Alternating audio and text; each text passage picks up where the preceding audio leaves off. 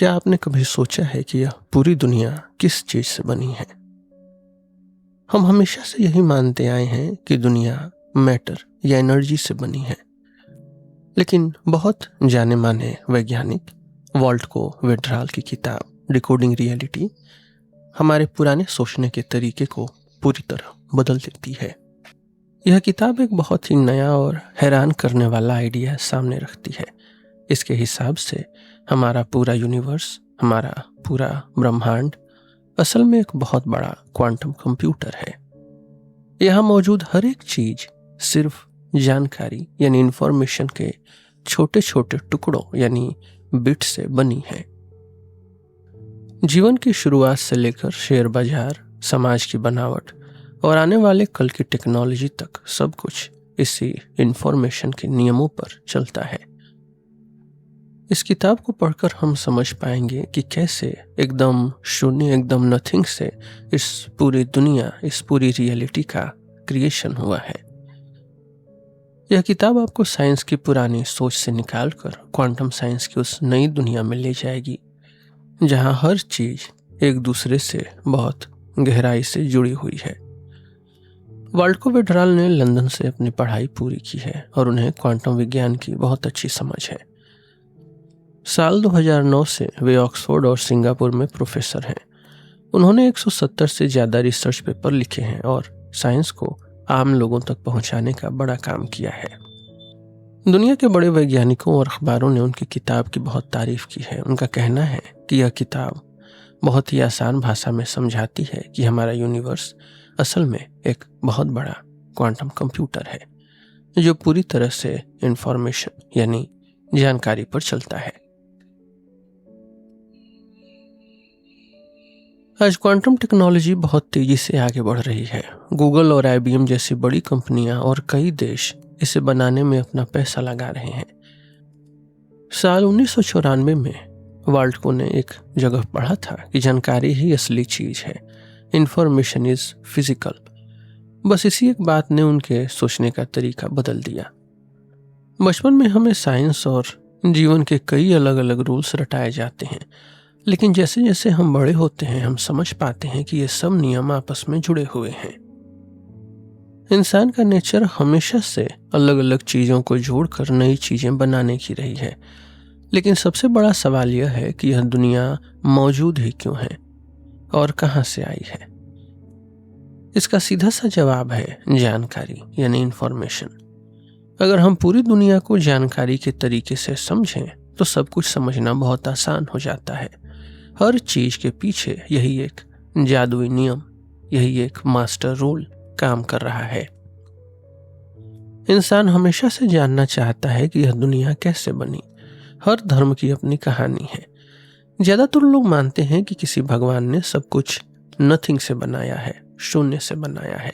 इसे creation x निहिलो कहते हैं। लेकिन साइंस के पास भी इसका पक्का जवाब नहीं है। दुनिया कहां से आई, इस सवाल पर वैज्ञानिक और धर्म को मानने वाले लोग दोनों ही एक जैसी उलझन में हैं। हम इंसान हर बड़ी चीज को किसी एक छोटे कारण से, किसी एक सिंपल कॉज से समझना चाहते हैं। इसे रिडक्शनिज्म कहते हैं। ऐसा क्यों है? इसके दो कारण हैं। पहला, हमारी सोच लिमिटेड है, छोटी है। हमारे पास जो औजार होता है हम हर मुश्किल को उसी से सुलझाना चाहते हैं। दूसरा, हम एक दूसरे से अपने आइडियाज बांटते हैं, इसलिए सबकी सोच एक जैसी होने लगती है। एक अच्छी बात यह है कि हम इसी ब्रह्मांड का, इसी यूनिवर्स का हिस्सा हैं, इसलिए हमारा दिमाग अपने आप इसके नियमों की तरफ खींचता है। साइंस में एक बहुत जाना माना नियम है जिसे ओकम्स रेजर कहते हैं। इसका मतलब है कि सबसे आसान जवाब ही सबसे सही होता है। अगर हम इस नियम को माने तो पूरी दुनिया को चलाने के लिए बस एक ही मेन नियम, एक ही मुख्य प्रिंसिपल होना चाहिए। लेकिन मुश्किल यह है कि वह नियम खुद कहां से आया। जैसे एक एयर कंडीशनर यह नहीं बता सकती कि वह खुद कैसे बनी, वैसे ही कोई भी नियम खुद अपनी शुरुआत नहीं बता सकता। दुनिया की नींव कोई मैटर या एनर्जी नहीं है, यह असल में जानकारी है। जानकारी से हम समाज से लेकर छोटे पार्टिकल्स तक सब कुछ समझ सकते हैं। और सबसे बड़ी बात, जानकारी ही इकलौती ऐसी चीज है जो शून्य यानी नथिंग से अपने आप पैदा हो सकती है। जब हम किसी चीज को अच्छे से समझ जाते हैं तो उसे कम शब्दों में समेट लेते हैं। 100 अलग अलग नियमों की जगह एक नियम बनाना हमारी समझ को दिखाता है। लेकिन दूसरी तरफ इस यूनिवर्स में जानकारी लगातार बढ़ रही है। यह उस गधे और गाजर की तरह है, जहां गधा गाजर तक पहुंचने की कोशिश करता है लेकिन गाजर आगे बढ़ती जाती है। जैसे जैसे हम दुनिया की बातों को समेटते हैं, कंप्रेस करते हैं, हमें और नई जानकारियां मिलती जाती हैं। अंत में हमारी रियलिटी, हमारी सच्चाई इसी जानकारी को समेटने से ही बनती है। मान लीजिए आप एक पार्टी में जाते हैं, वहां लोग बिना कुछ बोले एक ताश का खेल खेल रहे हैं। हर कोई कार्ड रखकर अपनी कहानी बता रहा है। यहाँ किसी कार्ड का मतलब इस बात पर टिका है कि उसे किस कार्ड के साथ रखा गया है। इटली के एक राइटर इटालो कैल्विनो ने अपनी कहानी में इस खेल के बारे में बताया था। यह कहानी असल में हमारी दुनिया और नेचर को समझने का एक तरीका है। खेल के अलग अलग खिलाड़ी साइंस की अलग अलग ब्रांचेस हैं, जैसे फिजिक्स, बायोलॉजी, सोशियोलॉजी। नेचर हमसे चुपचाप बात करती है। वह इसके लिए जानकारी की लैंग्वेज का, इंफॉर्मेशन की भाषा का इस्तेमाल करती है। यह जानकारी छोटे टुकड़ों में आती है जिन्हें हम बिट्स कहते हैं। कैल्विनो की कहानी से हमें 4 मेन चीजें सीखने को मिलती हैं। पहली, जानकारी हमेशा छोटे छोटे हिस्सों यानी बिट्स में आती है। देखने वाला हर बात का अपने हिसाब से मतलब निकाल सकता है। इससे दुनिया में अनसर्टेनिटी आती है। जब आप दुनिया को देखते हैं या समझते हैं तो आप खुद भी उस पर असर डालते हैं।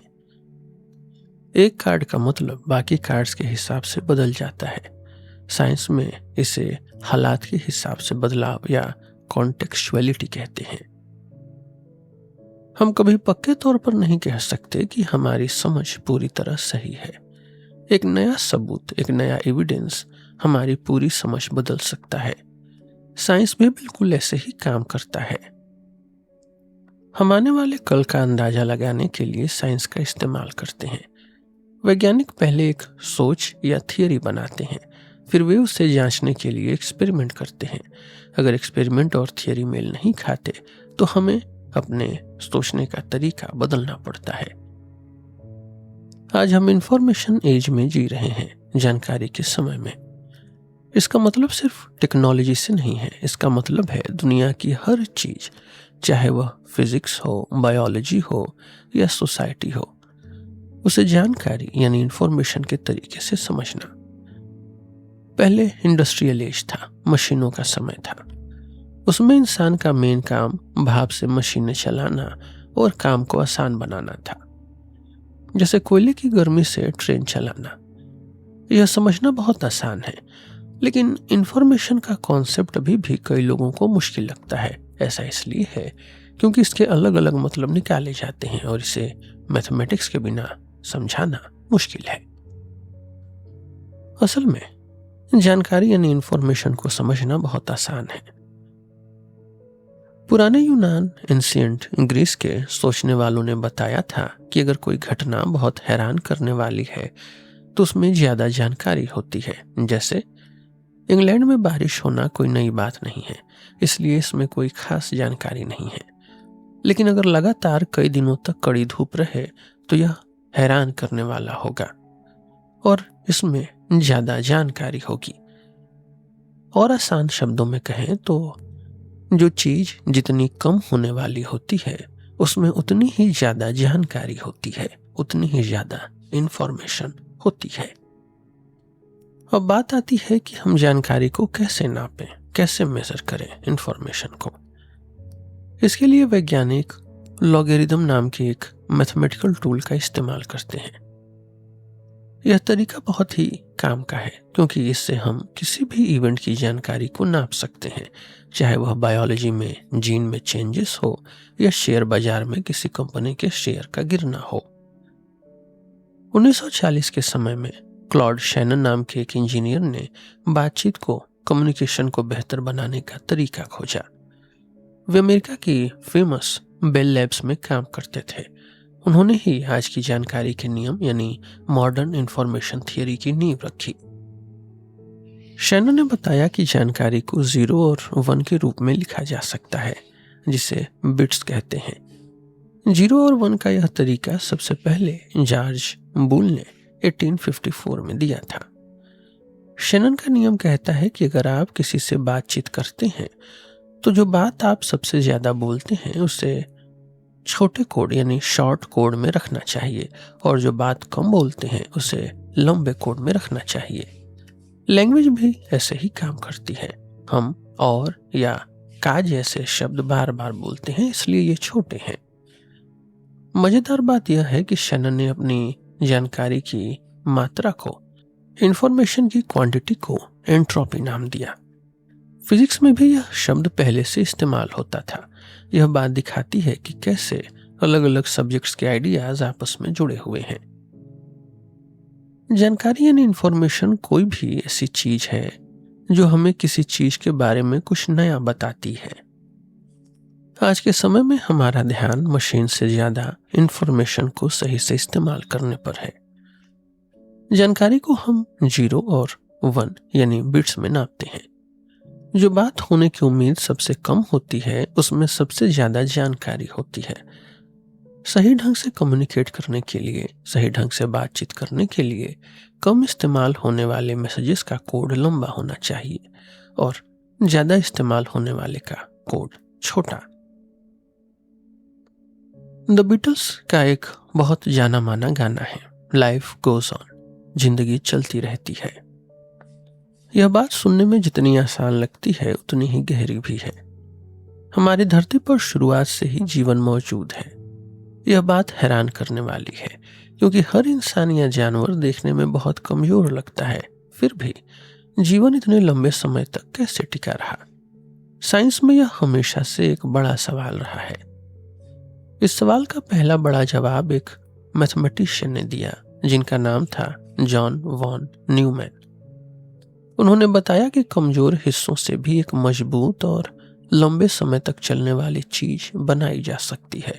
इम्परफेक्ट पार्ट से भी एक परफेक्ट सिस्टम बनाया जा सकता है।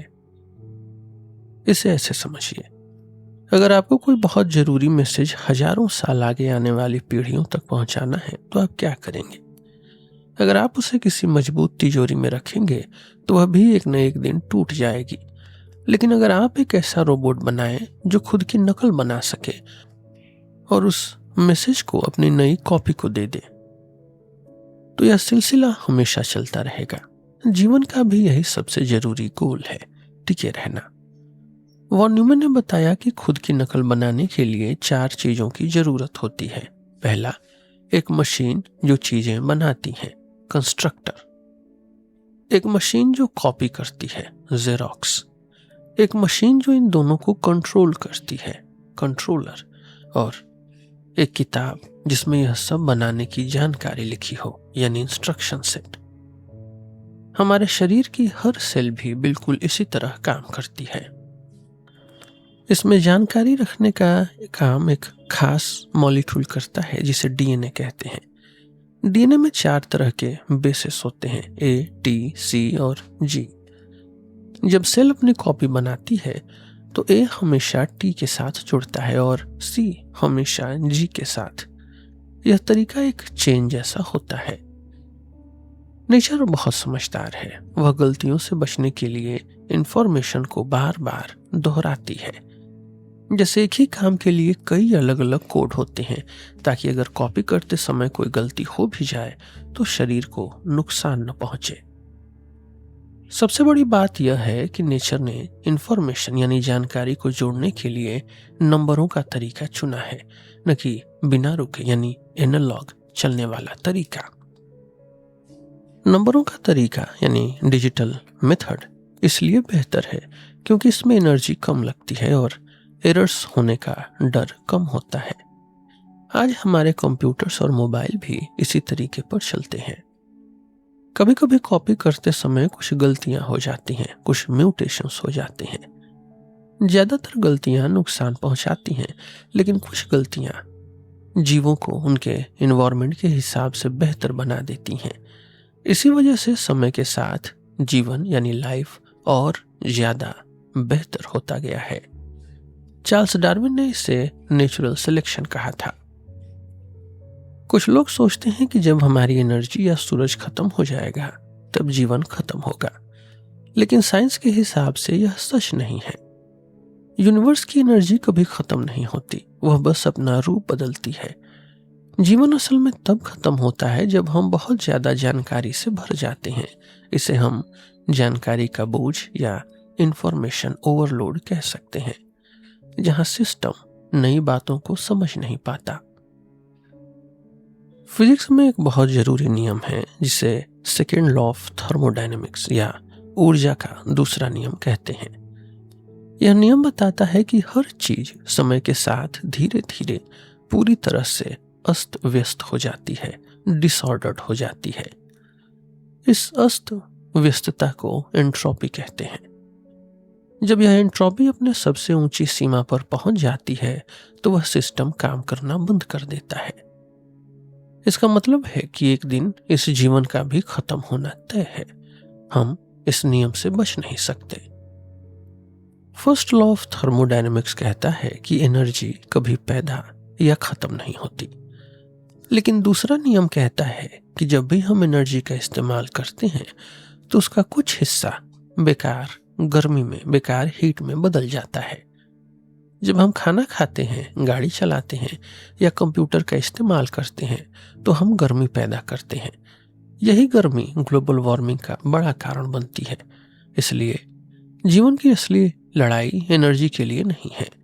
हमारी लड़ाई कम एंट्रोपी या लो एंट्रोपी या सही ऑर्डर बनाए रखने के लिए है। अच्छा खाना भी हमें यही सही ऑर्डर देता है। सालों पहले एक वैज्ञानिक ने सोचा कि क्या कोई बहुत चालाक दिमाग, मैक्सवेल्स डीमन, इस दूसरे नियम को तोड़ सकता है। क्या वह बिना एनर्जी खर्च किए चीजों को सही ऑर्डर में रख सकता है? इसका जवाब है नहीं। बाद के वैज्ञानिकों ने सबूत के साथ बताया कि चाहे वह इंसान का दिमाग हो या कोई कंप्यूटर, दोनों को इंफॉर्मेशन को प्रोसेस करना पड़ता है। जब हमारी मेमोरी भर जाती है तो हमें आगे काम करने के लिए पुरानी बातों को मिटाना या फॉरगेट यानी भूलना पड़ता है। जानकारी को मिटाने के, डिलीटिंग इंफॉर्मेशन के इस काम में हमेशा हीट पैदा होती है जो बाहर के एनवायरनमेंट में फैल जाती है। इससे यह सबूत मिलता है कि जानकारी ही असली चीज है। Information is physical. यह सिर्फ एक ख्याल नहीं बल्कि असल दुनिया की चीज है। हमारा दिमाग मशीनों से बहुत बेहतर है, लेकिन वह भी काम करते समय हीट निकालता है। नेचर में कुछ भी मुफ्त नहीं मिलता, हर काम की एक कीमत होती है।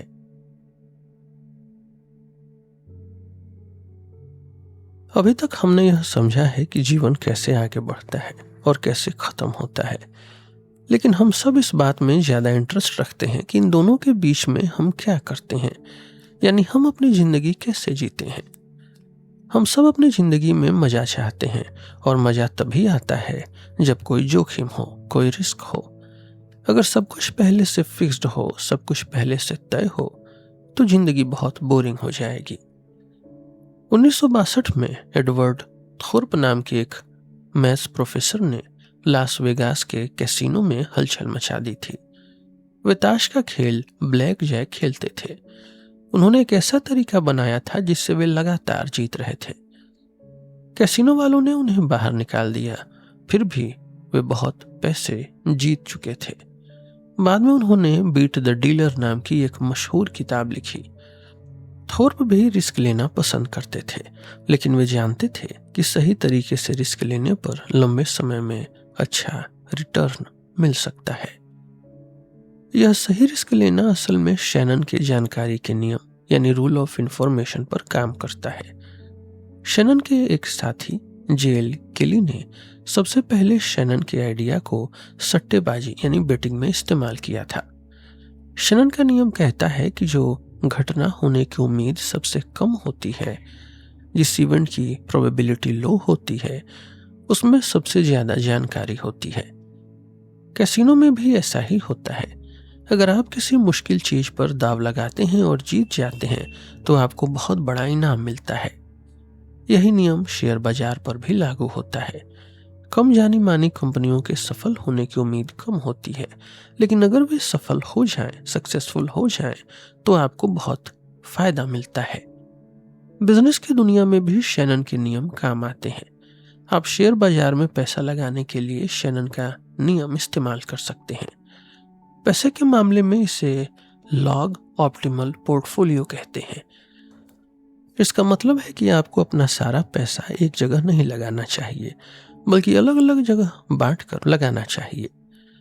शैनन का नियम यह भी बताता है कि अगर किसी चीज के होने की उम्मीद सिर्फ आधी है तो उस पर दाव नहीं लगाना चाहिए, जैसे लॉटरी खेलना, क्योंकि इसमें लंबे समय में आपको कोई फायदा नहीं होगा। लॉज ऑफ थर्मोडायनेमिक्स भी इकोनॉमी यानी पैसों के मामले और सट्टेबाजी यानी बेटिंग पर लागू होते हैं। जैसे एनर्जी कभी खत्म नहीं होती, वैसे ही एक कैसीनो में पैसा भी कभी खत्म नहीं होता, बस वह आपकी जेब से कैसीनो की तिजोरी में चला जाता है। कैसीनो हमेशा फायदे में रहता है, इसलिए लंबे समय में आपका हारना तय है। मजेदार बात यह है कि सट्टेबाजी को हम जीवन के बदलाव यानी इवोल्यूशन से भी जोड़ सकते हैं। ऑर्गेनिज्म हमेशा एक नया दांव खेलता है, यानी उसमें कुछ बदलाव होते हैं, कुछ म्यूटेशंस होते हैं। जो बदलाव नेचर के माहौल के हिसाब से सही होते हैं, वे ऑर्गेनिजम्स बच जाते हैं और आगे बढ़ते हैं, यानी प्रॉफिट। जो ऑर्गेनिज्म इस माहौल के हिसाब से नहीं ढल पाते, वे खत्म हो जाते हैं, यानी लॉस। जैसे जैसे जीव, जैसे जैसे ऑर्गेनिज्म नेचर के हिसाब से ढलते हैं, वे और भी ज्यादा कॉम्प्लेक्स होते जाते हैं। समाज की पढ़ाई सोशियोलॉजी हमें बताती है कि लोग समाज में कैसे रहते हैं। जिनके ज्यादा दोस्त और जान पहचान होती है, वे अक्सर ज्यादा सफल होते हैं। इसी तरह जो समाज आपस में ज्यादा जुड़े होते हैं, वह मुश्किल समय का सामना बेहतर तरीके से कर सकते हैं। पहले समाज की पढ़ाई सिर्फ विचारों और बातों पर टिकी थी, लेकिन 1971 में थॉमस शेलिंग नाम के एक इकोनॉमिस्ट ने बताया कि हम समाज को भी मैथमेटिक्स और इंफॉर्मेशन के नजरिए से समझ सकते हैं। समाज में एक जरूरी चीज होती है आपसी जानकारी, म्यूचुअल इंफॉर्मेशन। इसका मतलब है कि दो या दो से ज्यादा चीजें एक दूसरे से जुड़ी होती हैं। अगर आप एक चीज के बारे में जानते हैं तो आप दूसरी चीज का अंदाजा लगा सकते हैं। जैसे अगर आपका दोस्त ड्रिंक ले रहा है तो आप भी लेंगे।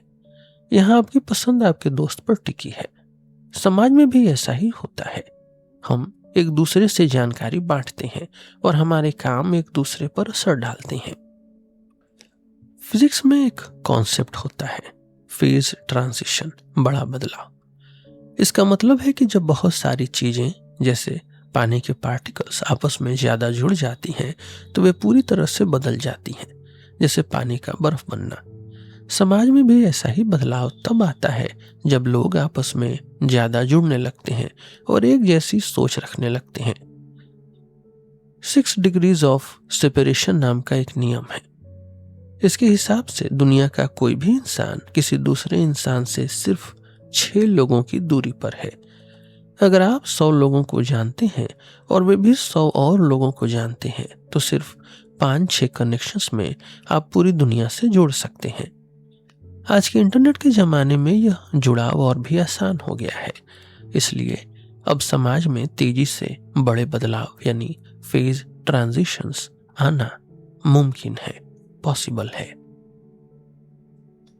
शेलिंग ने एक और जरूरी चीज बताई। उन्होंने दिखाया कि समाज में बंटवारा कैसे होता है।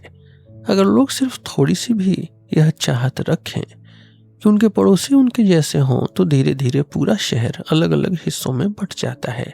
यहाँ भी आपसी जानकारी यानी म्यूचुअल इंफॉर्मेशन का नियम काम करता है। समाज में पैसों का बंटवारा यानी वेल्थ डिस्ट्रीब्यूशन भी एक इंटरेस्टिंग बात है। ज्यादातर मामलों में ऐसा होता है कि अमीर लोग और ज्यादा अमीर होते जाते हैं जबकि गरीबों की संख्या ज्यादा होती है। इसे पावर लॉ कहते हैं। यह भी इस बात पर टिका है कि लोग समाज में एक दूसरे से कैसे जुड़े हैं और जानकारी का कैसे इस्तेमाल करते हैं।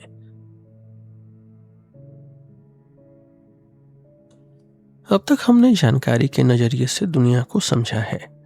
शैनन ने बातचीत को बेहतर बनाने के लिए जानकारी का नियम बनाया था, लेकिन बाद में पता चला कि यह नियम पूरी दुनिया की हर चीज को समझने में काम आता है।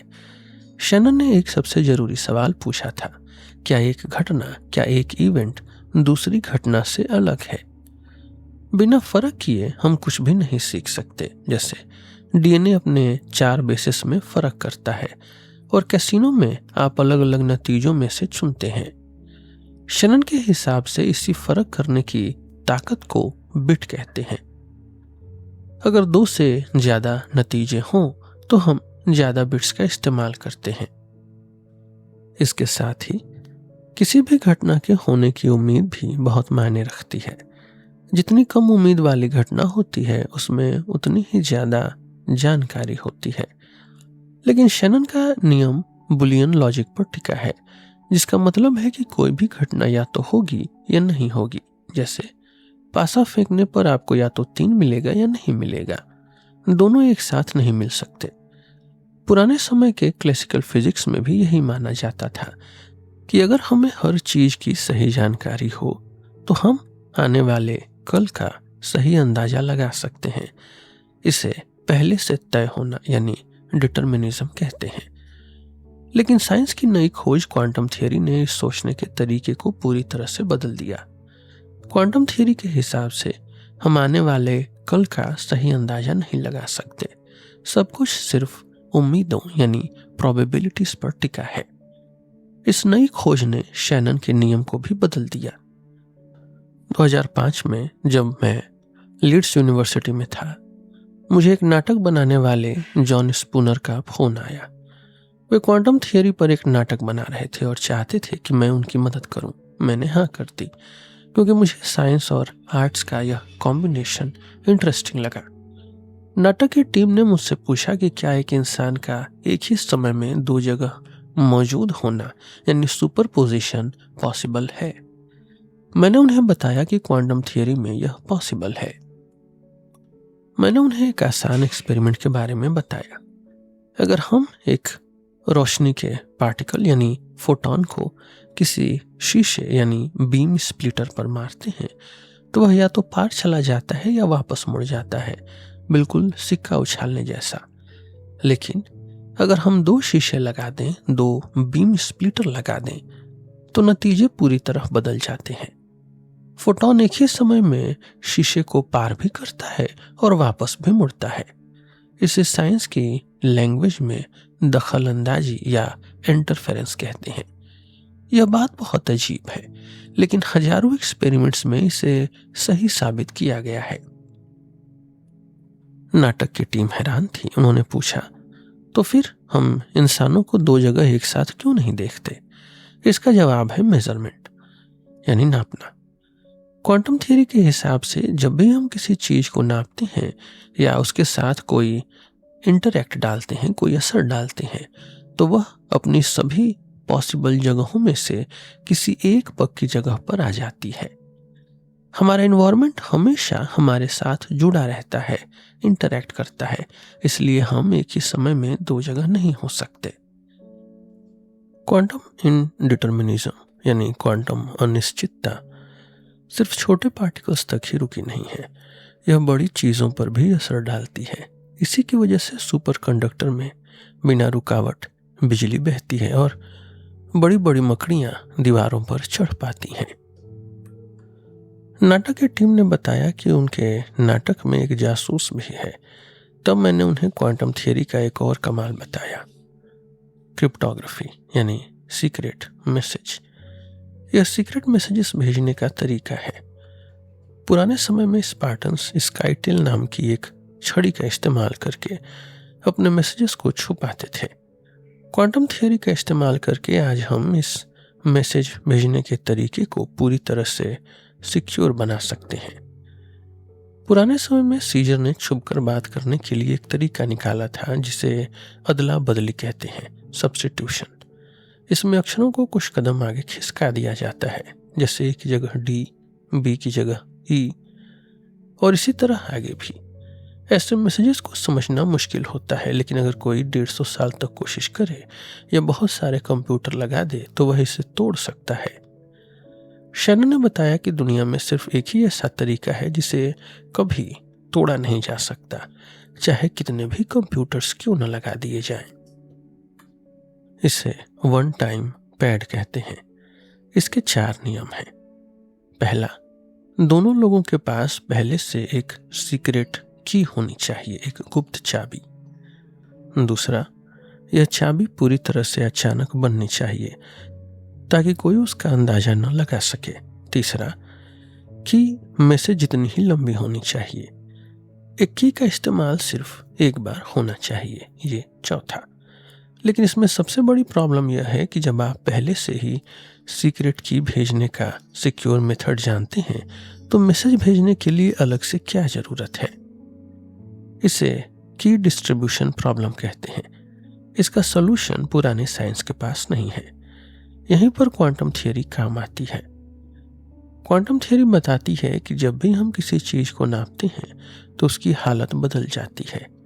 अगर कोई तीसरा इंसान हमारी सीक्रेट की को चुराने या देखने की कोशिश करता है तो की हालत यानी स्टेट बदल जाती है। भेजने वाले और पाने वाले को तुरंत पता चल जाता है कि कोई बीच में गड़बड़ कर रहा है, तो वे उस की को छोड़ देते हैं। इस टेक्निक का इस्तेमाल कई जगह होने लगा है। 2007 में स्विट्जरलैंड के इलेक्शंस में भी इसका सक्सेसफुल एक्सपेरिमेंट हुआ था। क्वांटम थ्योरी ने हमारी इंफॉर्मेशन की समझ को बदल दिया है। आम दुनिया में एक सिस्टम के बारे में जानकारी कभी भी 100% से ज़्यादा नहीं हो सकती, लेकिन क्वांटम दुनिया में दो चीज़ें एक दूसरे से इतनी गहराई से जुड़ी हो सकती हैं कि उनके बीच 200% तक जानकारी शेयर हो सकती है। इसे क्वांटम एंटेंगलमेंट कहते हैं। इसे आसान शब्दों में ऐसे समझें। मान लीजिए आप किसी को पूरे अमेरिका में ढूंढ रहे हैं। आमतौर पर अगर आप किसी को सिर्फ एक राज्य जैसे कैलिफोर्निया में ढूंढते हैं तो यह आसान होना चाहिए क्योंकि जगह कम है।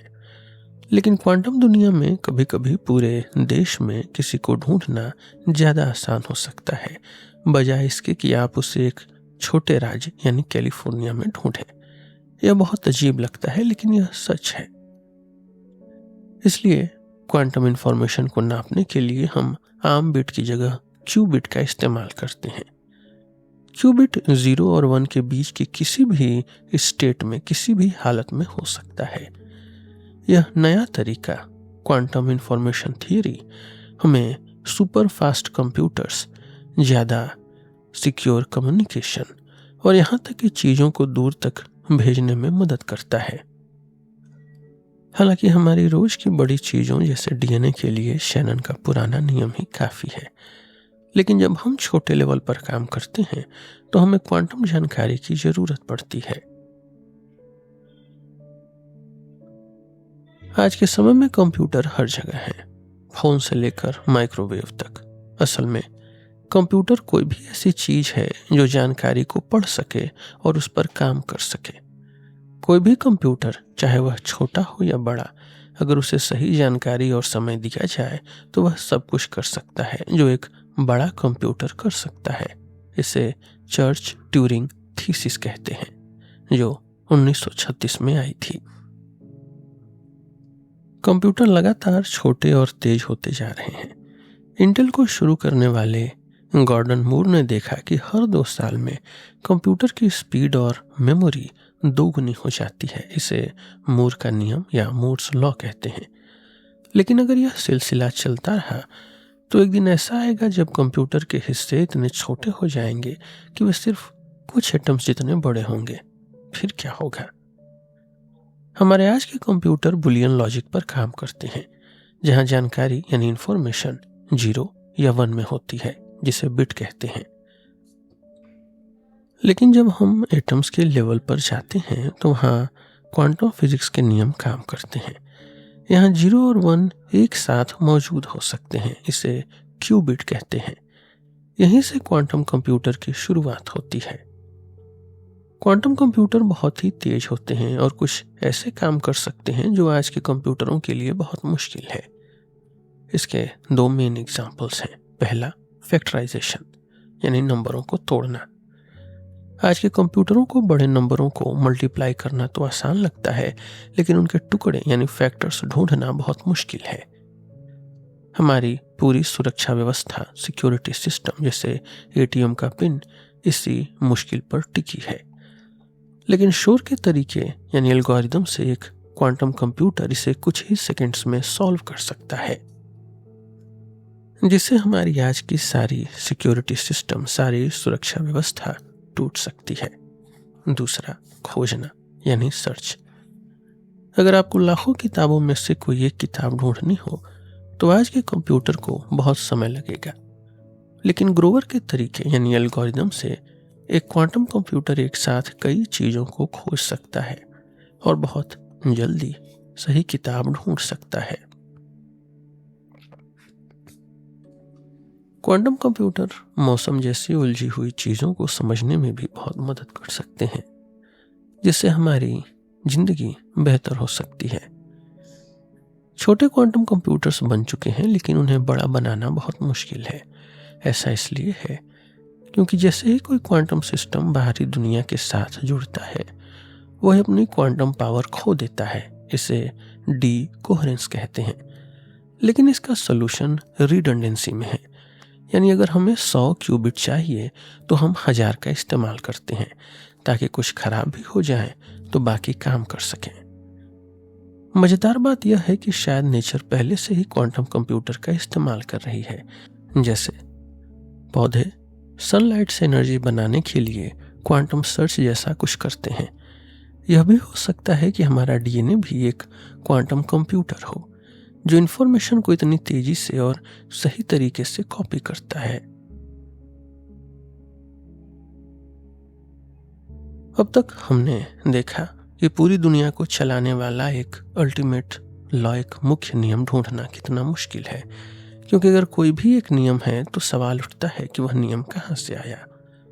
यह उस पागल पेंटर की तरह है जो एक बगीचे की तस्वीर बना रहा है, लेकिन खुद को उस तस्वीर में पूरी तरह से कभी शामिल नहीं कर पाता। क्या इसका मतलब यह है कि हम इस यूनिवर्स को कभी नहीं समझ पाएंगे? क्या दुनिया में कुछ इवेंट्स ऐसी हैं जिनका कोई कारण ही नहीं होता? क्या कुछ चीजें पूरी तरह से अचानक होती हैं? यह एक बहुत बड़ा सवाल है जिस पर धर्म, साइंस और फिलॉसफी की अलग अलग ओपिनियन है।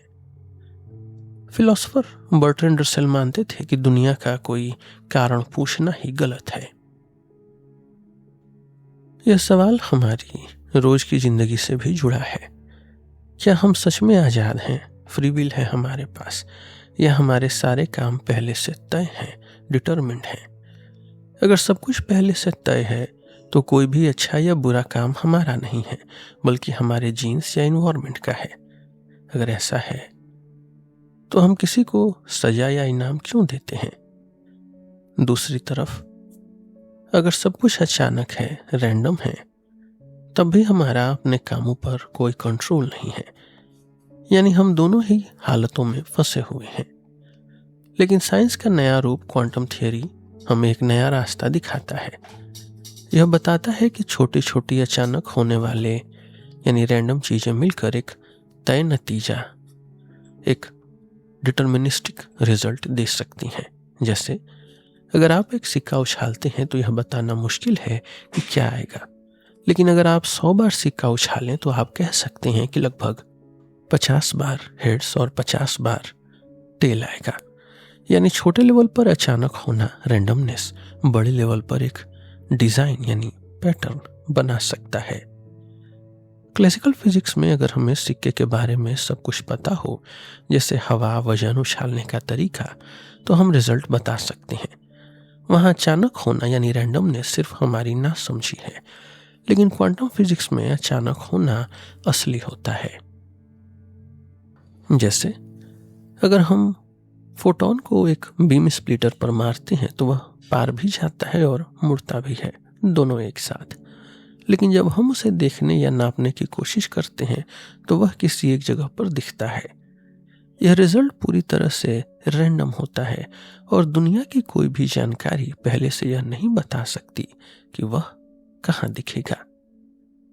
मजेदार बात यह है कि इस अचानक होने वाले इस रैंडमनेस और पहले से तय चीजों का एक साथ इस्तेमाल करके हम टेलीपोर्टेशन कर सकते हैं।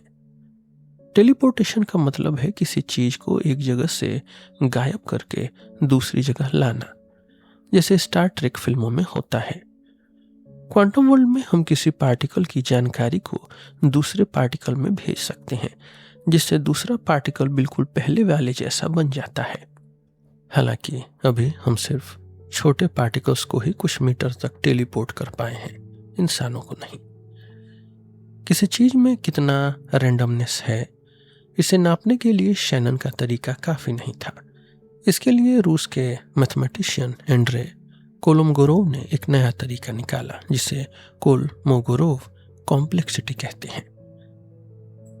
यानी किसी लाइन को बनाने के लिए कंप्यूटर को जितने कम इंस्ट्रक्शंस देने पड़े वह चीज उतनी ही ऑर्डर्ड है, और जितने ज्यादा इंस्ट्रक्शंस देने पड़े वह उतनी ही रैंडम है।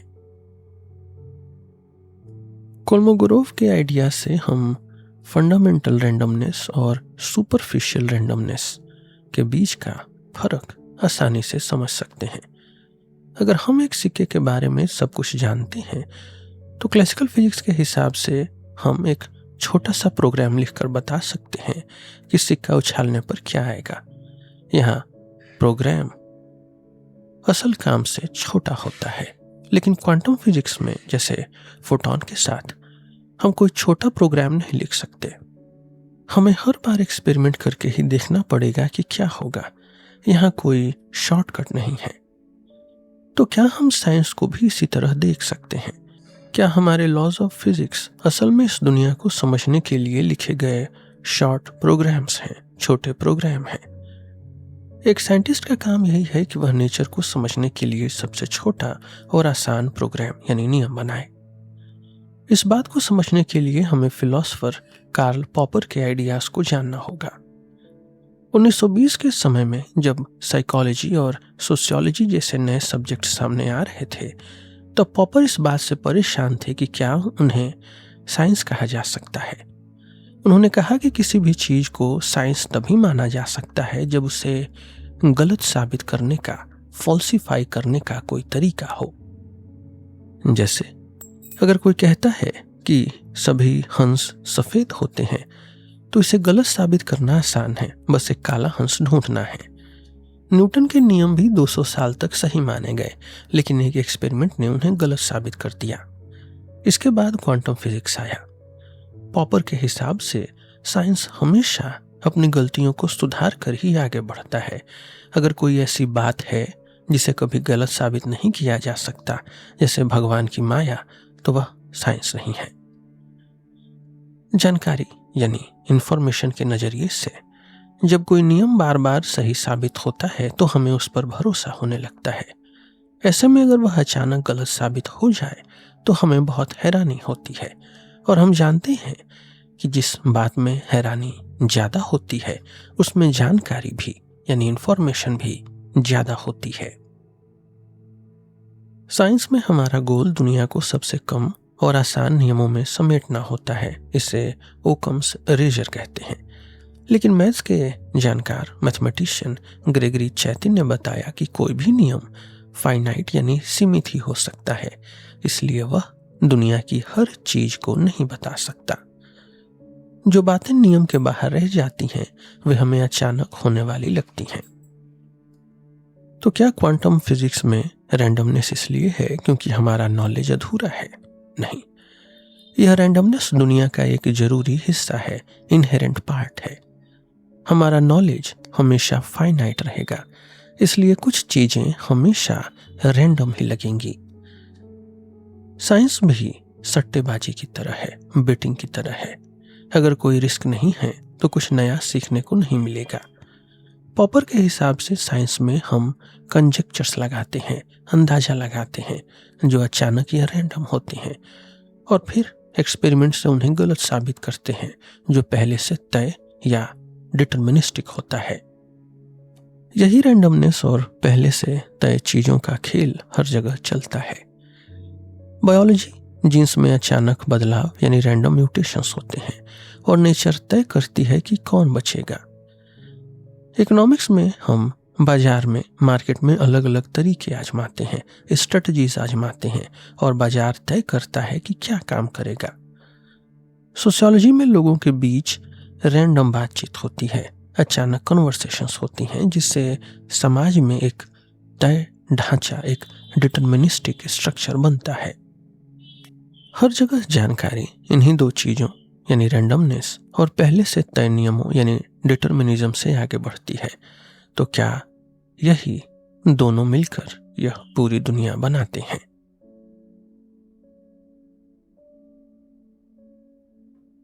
हमने देखा कि जानकारी हमारी रोज की जिंदगी में कई कामों के पीछे कैसे काम करती है, चाहे वह जीवन का आगे बढ़ना हो, शेयर बाजार हो या एनर्जी का इस्तेमाल हो। फिर हमने जाना कि जब हम क्लासिकल फिजिक्स से क्वांटम फिजिक्स की तरफ बढ़ते हैं तो जानकारी का नियम और भी गहरा हो जाता है। क्वांटम इंफॉर्मेशन का सबसे बड़ा फायदा यह है कि ये क्वांटम बिट एक ही समय में कई सिचुएशंस में रह सकता है।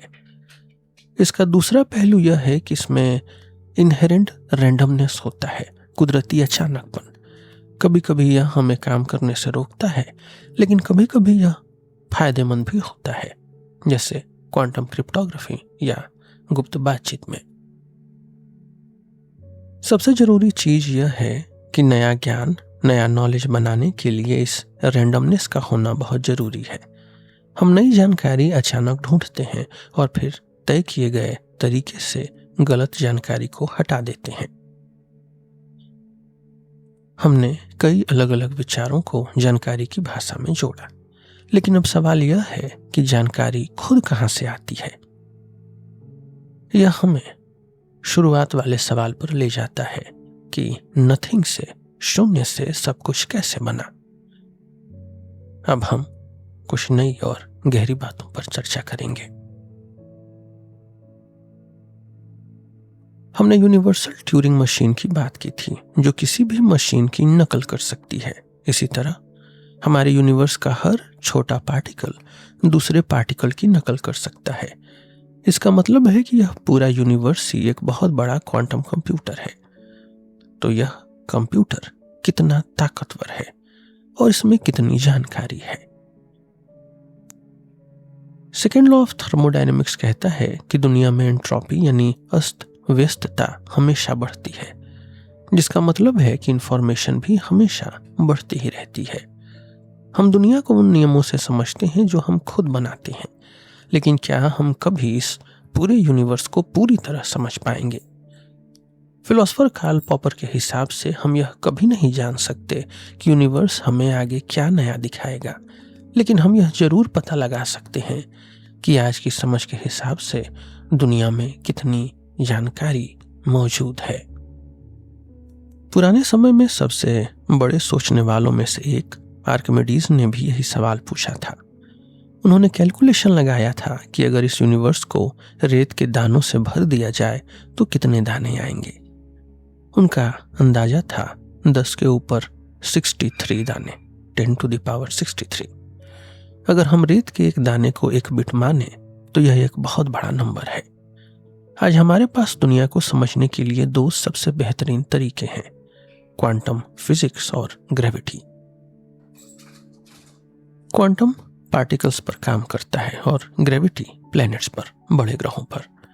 अल्बर्ट आइंस्टीन ने बताया था कि ग्रेविटी असल में स्पेस टाइम का कर्वेचर है, अंतरिक्ष और समय का मुड़ना है। जैसे बेड पर कोई भारी चीज रखने से मैट्रेस यानी गद्दा दब जाता है, वैसे ही भारी प्लैनेट्स स्पेस को मोड़ देते हैं। अब मजेदार बात यह है कि किसी भी चीज की जानकारी उस चीज के अंदर मौजूद नहीं होती, बल्कि उसके बाहरी हिस्से पर होती है, सरफेस एरिया पर। इसे होलोग्राफिक प्रिंसिपल कहते हैं। वैज्ञानिक जैकब बेकेनस्टीन ने इसका एक फॉर्मूला बनाया। इसके हिसाब से किसी भी चीज की जानकारी उसके वजन और एरिया पर टिकी होती है। इस फॉर्मूले से हम इंसान के दिमाग की पावर का भी अंदाजा लगा सकते हैं। अगर हम यूनिवर्स के मास और साइज को इस फॉर्मूले में डालें तो पता चलता है कि इसमें लगभग 10 टू द पावर 120 बिट्स की जानकारी हो सकती है। यह बहुत ही बड़ा नंबर है, लेकिन फिर भी फाइनाइट है, सीमित है। आर्किमिडीज का अंदाजा भी इसके काफी करीब था। अगर हम यूनिवर्स की काम करने की रफ्तार यानी प्रोसेसिंग स्पीड निकालें तो वह आज के सबसे अच्छे कंप्यूटर से भी खरबों गुना ज्यादा तेज है। लेकिन क्या हम पक्के तौर पर कह सकते हैं कि यही आखिरी सच है, यही फाइनल ट्रुथ है? पॉपर के हिसाब से साइंस हमेशा बदलता रहता है। हो सकता है कि कल कोई नया एक्सपेरिमेंट हो और हमें एक नया नियम मिल जाए। जैसे क्लासिकल फिजिक्स की जगह क्वांटम फिजिक्स ने ली, वैसे ही आने वाले कल में कुछ और नया आ सकता है। हमारी रियलिटी के पीछे, हमारी दुनिया के पीछे जानकारी यानी इंफॉर्मेशन का खेल चल रहा है। शैनन ने एक आसान सा सवाल पूछा था, दो लोगों के बातचीत को सबसे अच्छा कैसे बनाया जाए? उन्होंने बताया कि अगर हम किसी भी घटना के होने की उम्मीद जानते हैं तो हम उसकी जानकारी को नाप सकते हैं। यह कॉन्सेप्ट इतना आसान और सही था कि इसे बाकी जगहों पर भी इस्तेमाल किया गया, चाहे वह बायोलॉजी में जीन्स का आगे बढ़ना हो, फिजिक्स में एनर्जी का एंट्रोपी हो, शेयर मार्केट हो या फिर सोसाइटी में लोगों का जुड़ना हो। हर जगह शैनन का जानकारी का नियम काम आता है। शैनन का नियम बुलियन लॉजिक पर चलता है, यानी हर बात का पक्का जवाब होता है, हाँ या ना, 0 या 1। लेकिन क्वांटम थ्योरी के आने के बाद हमें पता चला कि दुनिया इससे भी ज्यादा बारीक है, डीप है। यहाँ क्यूबिट होता है जो एक ही समय में हाँ और ना, 0 और 1 दोनों सिचुएशंस में रह सकता है। इसी क्वांटम इंफॉर्मेशन ने सिक्योर क्रिप्टोग्राफी, क्वांटम कंप्यूटिंग और चीजों को दूर तक भेजने के, टेलीपोर्टेशन के नए रास्ते खोजे हैं। अगर हम पूरी दुनिया को एक बड़ा क्वांटम कंप्यूटर माने तो सवाल उठता है, इस कंप्यूटर में इंफॉर्मेशन आती कहां से है? दो लोगों की बातचीत में इंसान जानकारी बनाते हैं। इंसानों में जानकारी उनके डीएनए से आती है और डीएनए क्वांटम फिजिक्स के रूल्स पर चलता है। यानी हम हर चीज को क्वांटम इंफॉर्मेशन तक ला सकते हैं। लेकिन यह क्वांटम इंफॉर्मेशन कहां से आती है? गैलीलियो ने कहा था कि दुनिया मैथमेटिक्स की लैंग्वेज में लिखी है, लेकिन हम मैथमेटिक्स की जगह इंफॉर्मेशन को दुनिया की लैंग्वेज मानते हैं।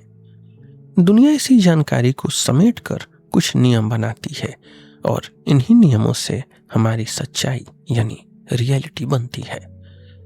साइंस हमेशा क्या नहीं है यह बताकर आगे बढ़ता है, जैसे कि एनर्जी ठंडी चीज से गर्म चीज की तरफ अपने आप नहीं जा सकती, या आप लाइट से तेज नहीं भाग सकते। क्वांटम फिजिक्स में भी यही होता है। एक चीज एक ही समय में दो जगहों पर हो सकती है और नहीं भी हो सकती है। यह इस बात पर डिपेंड करता है कि हम उसे कैसे देखते या नापते हैं। सोचने का यह तरीका, यह फिलॉसफी कई धर्मों से मिलता जुलता है। जैसे ईसाई धर्म के कुछ पुराने सोचने वाले और हिंदू धर्म के नेति नेति कि यह भी नहीं वह भी नहीं नियम में भगवान को यह बताकर समझा जाता है कि वह क्या नहीं है। विज्ञान भी यही काम करता है। वह हमें बताता है कि दुनिया कैसी नहीं है। जैसे धरती दुनिया के बीच में नहीं है, जो बच जाता है वही हमारी सच्चाई है। लेकिन अगर नियम में कंप्यूटर पर चलते हैं और कंप्यूटर नियमों पर चलता है तो पहले कौन आया? अगर हम कहें कि भगवान ने सब कुछ बनाया तो फिर भगवान को किसने बनाया? इसे कभी न खत्म होने वाला सिलसिला कहते हैं। इसका एक बहुत अच्छा और सही जवाब मैथमेटिशियन वॉन न्यूमैन ने दिया। उन्होंने बताया कि कैसे कंप्यूटर एम्प्टी सेट से एकदम शून्य से एक और फिर दो बन सकता है, यानी आप कुछ नहीं से भी सब कुछ बना सकते हैं। पुराने धर्मों जैसे बौद्ध धर्म में भी एम्प्टीनेस का विचार है। इसका मतलब यह नहीं कि कुछ मौजूद नहीं है, बल्कि यह है कि कोई भी चीज अकेले मौजूद नहीं है, सब कुछ एक दूसरे से जुड़ा हुआ है, म्यूचुअल इंफॉर्मेशन है। जैसे कुर्सी के हत्थे का मतलब तभी है जब कुर्सी हो।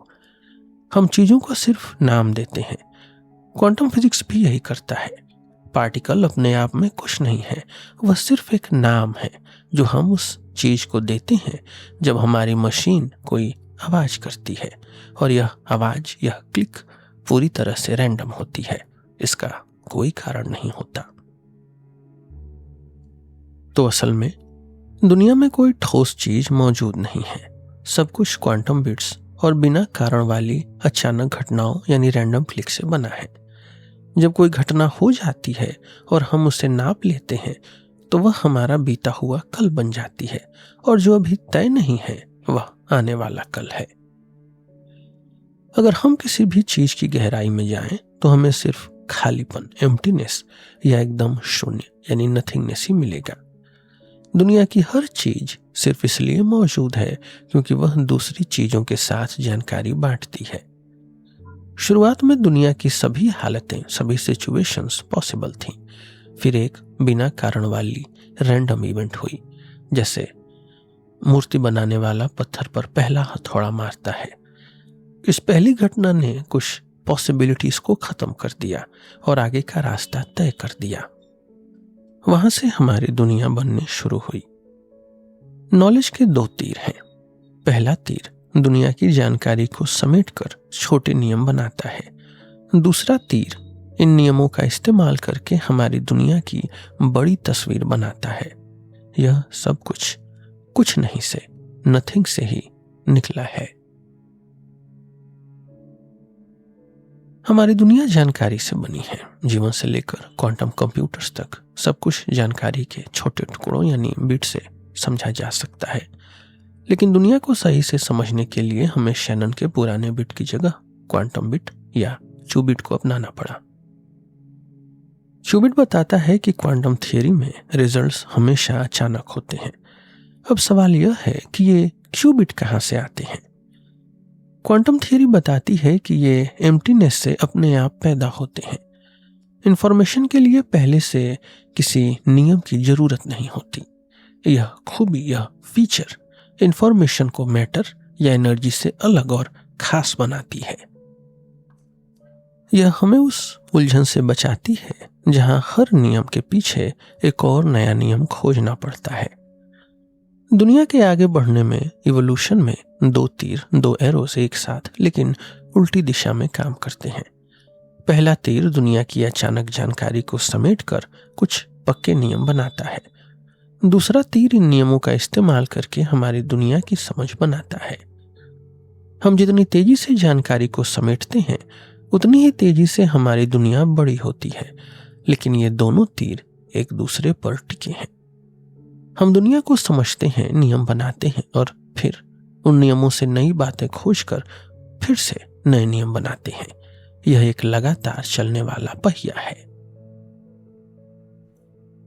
जैसे जैसे हम दुनिया की गहराई में जाते हैं हमारी समझ बढ़ती है। लेकिन क्या ऐसा हो सकता है कि हमारे देखने और समझने से ही दुनिया में नई जानकारी पैदा हो रही हो? अगर क्वांटम मैकेनिक्स का रैंडमनेस हमारे ही कारण है तो इसका मतलब है कि हम अपनी किस्मत खुद लिख रहे हैं। यह द मैट्रिक्स फिल्म जैसा है, लेकिन यहाँ हम किसी और के बनाए कंप्यूटर सिमुलेशन में नहीं फंसे हैं। हम खुद ही अपने प्रोग्रामर हैं जो अपनी रियलिटी खुद बना रहे हैं। फेमस साइंटिस्ट जॉन व्हीलर ने भी कहा था कि ऑब्जर्वर यानी देखने वाला जानकारी बनाता है और जानकारी से फिजिक्स बनती है। हम कभी नहीं जान पाएंगे कि क्या हमारी दुनिया खुद को ही चला रही है, सेल्फ सिमुलेटिंग है। लेकिन एक बात पक्की है कि हमारी दुनिया, हमारी रियलिटी के बाहर कुछ नहीं है, सिर्फ खालीपन है। दुनिया के बाहर कोई भगवान या सबसे बड़ा नियम नहीं है। हमारी दुनिया बस जानकारी के टुकड़ों से बनी हुई एक जाल है, एक वेब है। शून्य यानी एम्प्टीनेस से जानकारी निकलती है और हम उससे अपनी दुनिया बनाते हैं। लॉज ऑफ नेचर सिर्फ जानकारी के बारे में जानकारी है, इसके बाहर सिर्फ अंधेरा है। जैसा कि 2500 साल पहले ताओ ते चिंग में लिखा गया था, असली शुरुआत बिना नाव वाली चीज और अंधेरे से ही होती है, और यही अंधेरा हर मिस्ट्री का दरवाजा है।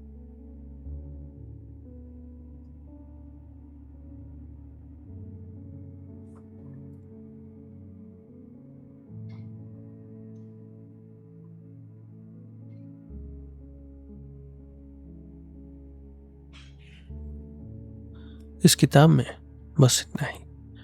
हम फिर मिलेंगे आपसे एक नए एपिसोड में एक नई किताब के साथ। मेरा नाम है रोहित और आप सुन रहे थे सिलेबस विथ रोहित। धन्यवाद।